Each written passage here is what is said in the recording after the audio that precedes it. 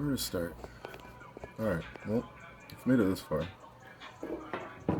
we definitely didn't get all the footage that we wanted of me taking apart the 13B.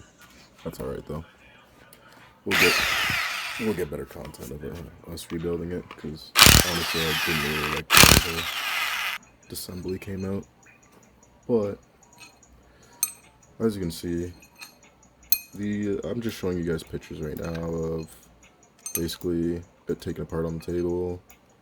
The quality of the rotors, in my opinion, they're actually pretty phenomenal considering it was a rebuild, but from a coolant seal leak, nothing major.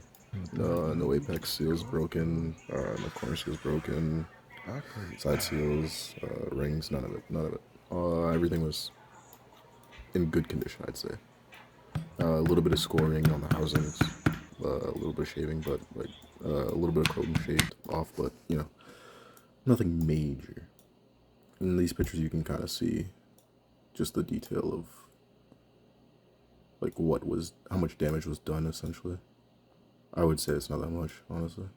But yeah, this is just a short video, just letting you guys know kind of like where we're at.